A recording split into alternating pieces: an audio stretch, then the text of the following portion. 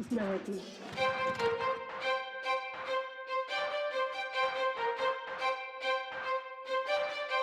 Please.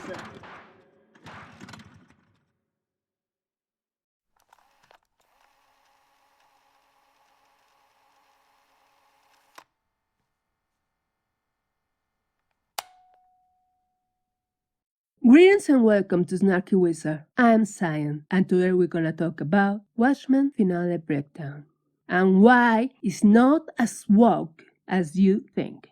There have been many critics about Watchmen, and let's face it, when you watch Lindelof's works, you try your luck. It could be excellent in the beginning and in the middle, but usually you will have a bitter end. Lindelof knows how to create intricate setups, but falters on his payoff. He just gets lost.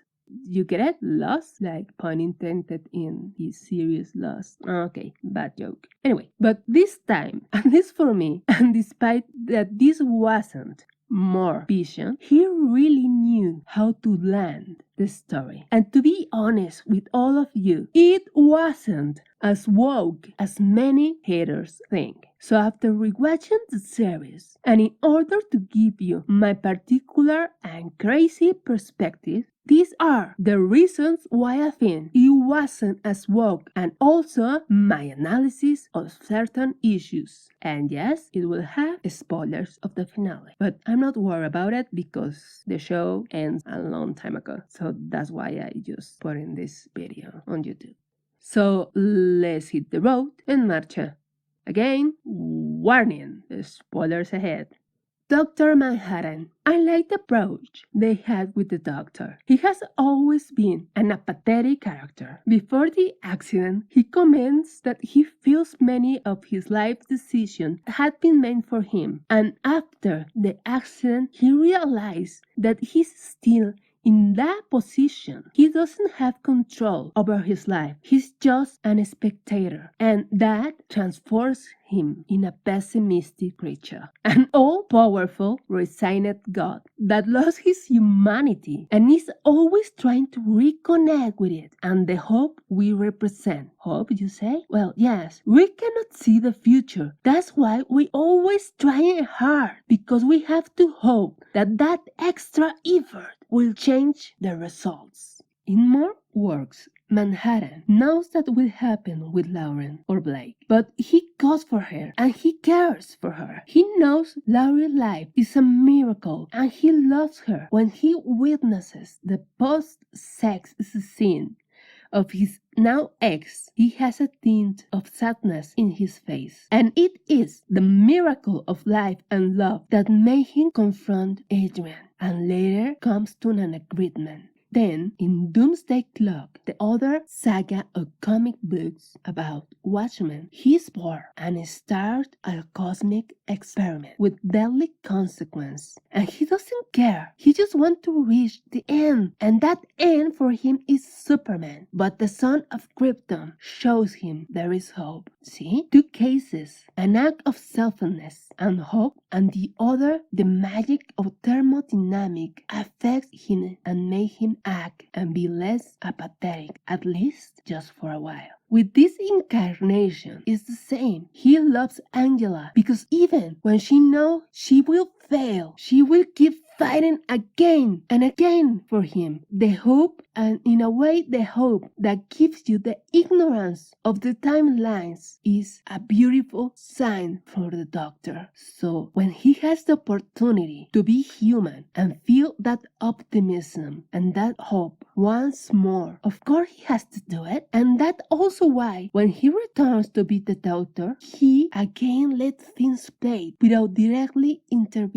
It's part of his nature, his greatest flaw. The fear of the unknown is also something that all living beings dread, even gods, and maybe in this case more, because as a god you have a better idea of what is expecting you. So it was lovely to watch this part of the Doctor's vulnerability, another human characteristic that he has for God, when he asked Angela to stay with him because he didn't want to die alone.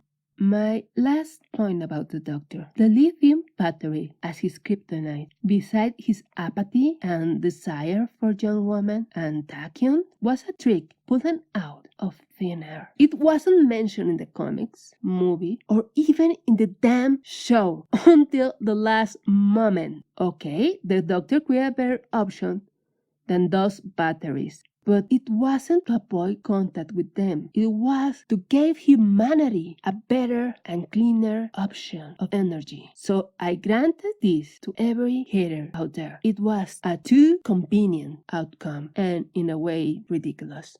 Lady Thrush, she being the great villain, was a fantastic twist and also a very anti-woke movement. Why? Well, number one, Adrian's master plan, even though kill and damage population, was made for the good of all humankind, not even to make him the hero, something that he secretly hates. After all, he's a egomaniac. But true master plan was to become a god in order to correct things. But that's not the reality. She wants revenge over what happened to Vietnam and her people. She wants to be recognized, adored, and feared. Her goals appear altruistic in the surface, but are selfish. Not even her father has the desire to become a god or do things only for himself. So yes, she's worse than Adrian. Daughter bad, fatherless bad, and we know that Adrian is not a good person. Point number two. In the beginning, Thru wants his father monetary aid. She hasn't worked for it, but she wants it. She thinks she deserves it. Woke movement.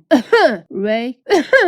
Captain Marvel. But Adrian puts her in her place. Earn it yourself, as I did. You say you are my counterpart, the most intelligent woman in the world. Well, I am the most intelligent man, and look what I have done. Earn it, girl. Well, not with that sentence, but you get the idea. So, anti-wokeness movement accomplished. Point 3. Her need to have her father next to her in her greatest accomplishment, but also the indifference toward them, especially her mother. Come on, you call her, and you're making her relive her memories, and you can treat her with an inch of love? What kind of freaking monster are you? Really? You are what you are because of her.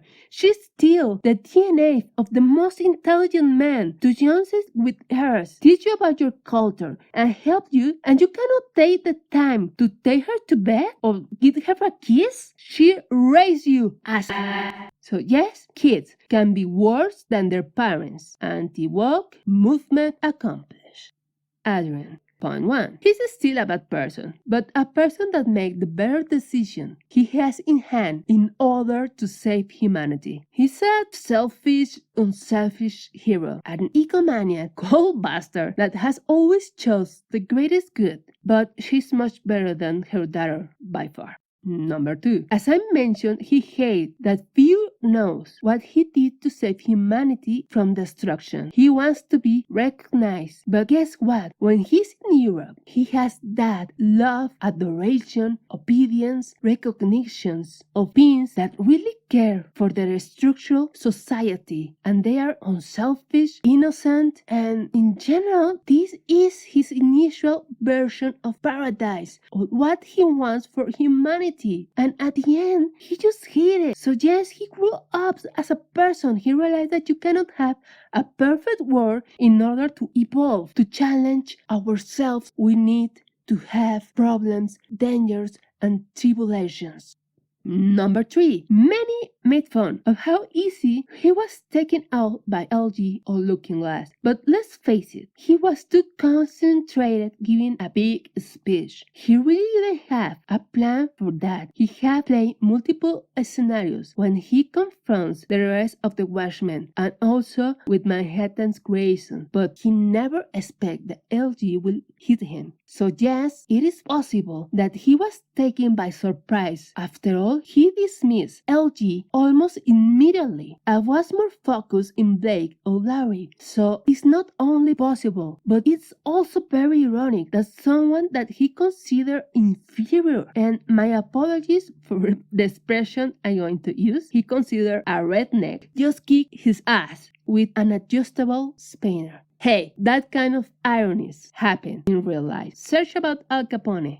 The Crawfords. Jude's wife was undeniable, a white supremacist. But Jude, I'm not so sure about it. I grant you that Jude was assigned to Angela, but I really believe that he gradually became her friend. He changed. Sadly, he wasn't able to demonstrate it. Will kill him. Goodbye, Ark. And yes, that was a woke movement. I grant you that, haters.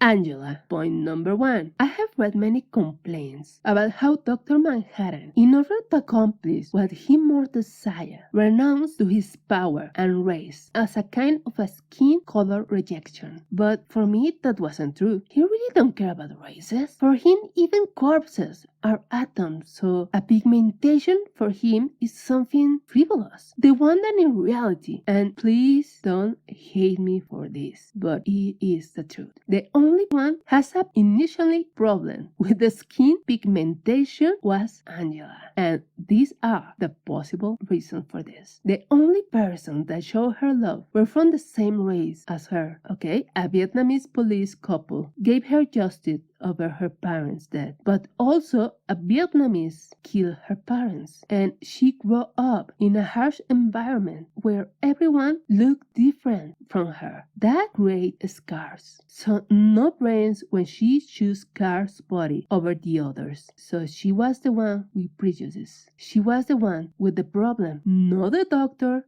Anyway, if I was Angela, I would have chose Carl. Have you seen that man? He's handsome as hell, and his smile is charming. Then we realized that Angela changed her tone. She started to trust other persons and even love them despite their appearance. She loved his police partner. She loves youth. She respects LG, and she adores her children. So there, an anti-woke movement accomplished. The prejudice one was the fake, perfect female hero protagonist. Yes, she changed her ways, but she was initially the narrow-minded person. Number 2. Her grandfather is the same. He didn't give Jude an opportunity to really explain himself, as I pointed before. Number 3. The freaking egg for me was a joke. I don't believe that Dr. Manhattan granted her all his abilities. A. He would not give his power and the curse of it to the person he loved. He's a pathetic, not cruel. B. He gave Angela the clues and in a way the option to take his power, but he also knows for what he witnessed with Lady Drew that someone that has the desire to be a god is not worthy to be one. C. Angela will sink in the pool. Well, that was my perfect ender. Can you imagine? She cursing and sinking in the pool. But Lindelof said in an interview that she won't sink. She acquires some Dr. Manhattan powers. So as I said before, she will gain some of the doctor abilities, but not all. I don't think so. In general, this show is woke, okay? It's woke, I accept it. I mean, racism versus nuclear annihilation. If you ask me, I will cut Gerald Olivia. If I have to choose between two evils, I will choose neither, but not brains there. Of course, the total destruction of all the species is more dire. But we cannot ignore the multiple discrimination around the world. Discrimination had existed in the past, it exists now, and will exist in the future. We will always find stupid reasons to make distinctions toward others. Although, in general, this show is not as woke as everyone argues. Why? Well, the females are not perfect. In fact, have more flaws than the men. Just think about it. Yeah, they are less perfect than men. The most evil characters were women, Jude's wife and Lady Drew. Not men, women. The one that saved humanity was a man, Adrian, a white male. Without him, Lady Drew should or would have become a goddess. So the hero here, or anti-hero, was Adrian. They should have been in big trouble without the help of LG and Carl's aid in the finale. So yes, she's a woman, she's strong, but she needs two males to save her. Angela also survived thanks to Carl, and then thanks to Blake Cole, and in a way, also thanks to Adrian technology. See, it's not that woke. Males are good too. extra mistakes and questions that kind of hangs into the air. Will memories of killing Jews into the freaking pills and its impossibility will always drive me crazy. I just hate that mistake. Adrian won't stand trial for his crime. Come on, too many heads to fall. He will pull away, and that's all. Besides, you can imagine the multiple legal demands from citizens toward the government for trauma, anxiety, reparation, and how busy other country will be. Nah, they will bury it. They don't take Adrian to any trial. They don't put that information out of the public. They will maintain the status quo. Will the truth about who justice become public known? I think it will. As a part of the reparations publicity, it will say something like, see, we are right to do this because the first hero was a victim of the Tulsa massacre. What will happen to Lady Truth's corporation? It will go to Ben. Legally, she was her daughter, and we know she's a clone of her mother, so she's anyway her only living familiar. So yeah, her company will go to Ben. Will Dan be released from prison? I really don't know. But I don't see a good reason for letting him go. I mean, they kind of care, but they will not ask for favors. What happens to the clone of Europe? I think that not much. They will keep being the same until humanity discover them and make them the perfect slaves because we are that kind of idiots. Will it be a season 2? I don't know, but I beg you, don't touch it. It was the perfect end, really. Don't do it. Well, that was my pleasant snarky breakdown, and the reason why I consider it woke but not as woke as many do. Don't forget to subscribe and smash that like button. And why not? Join us and become Geek Paladins. Adios! Snarky.